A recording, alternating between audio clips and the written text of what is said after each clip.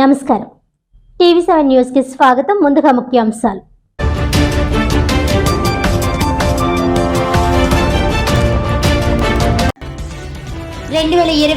ఎన్నికల నేపథ్యంలో జిల్లాలో మీడియా ప్రతినిధులకు ఎన్నికల వార్తల ప్రచురణ ప్రసారాలపై అవగాహన సదస్సు.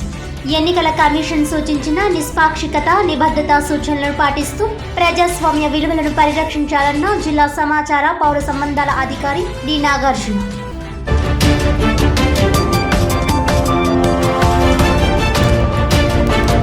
టీడీపీ జనసేన పొత్తుల్లో భాగంగా కాకినాడ రూరల్ అసెంబ్లీ సీటు ఎవరికి కేటాయించినా కలిసి పనిచేస్తాం. ఆఖరి శ్వాస వరకు టీడీపీలోనే ఉంటామని అధిష్టానం నిర్ణయానికి కట్టుబడి ఉంటామన్న కాకినాడ రూరల్ మాజీ ఎమ్మెల్యే పిల్లి అనంతలక్ష్మి సత్యనారాయణమూర్తి దంపతులు.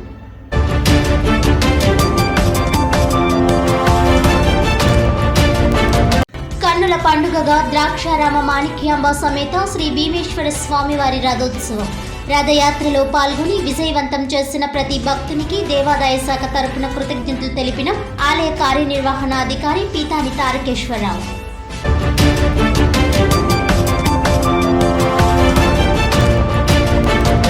ఇక వివరాల్లోకి వెళ్తే, ఎన్నికల వార్తల ప్రచురణ ప్రసారాల్లో ఎన్నికల కమిషన్ సూచించిన నిష్పాక్షికత, నిబద్ధత సూచనలను పాటిస్తూ ప్రజాస్వామ్య విలువలను పరిరక్షించాలని జిల్లా సమాచార పౌర సంబంధాల అధికారి డి నాగార్జున కోరారు.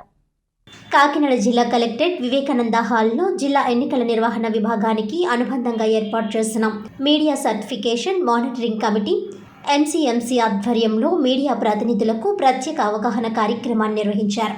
కమిటీ కన్వీనర్ జిల్లా సమాచార పౌర సంబంధాల అధికారి డి నాగార్జున ఎన్నికల సందర్భంగా ఎంసీఎంసీ ప్రధాన విధులు, కలెక్టరేట్లో ఏర్పాటు చేస్తున్న ఎన్నికల మీడియా సెంటర్ అందించే సమాచార సేవలు, సదుపాయాలను మీడియా ప్రతినిధులకు వివరించారు. ఎన్నికల వార్తలు వాస్తవికతను ప్రతిబింబించాలని, పెయిడ్ న్యూస్, ఫేక్ న్యూస్ పోకడలపై ఎన్నికల కమిషన్ చట్టపరమైన చర్యలు తీసుకుంటుందన్నారు. ఎలక్ట్రానిక్ మీడియా ద్వారా ప్రసారం చేసే అడ్వర్టైజ్మెంట్లకు ముందుగా ఎంసీఎంసీ ద్వారా ప్రీ సర్టిఫికేషన్ తప్పనిసరని అన్నారు.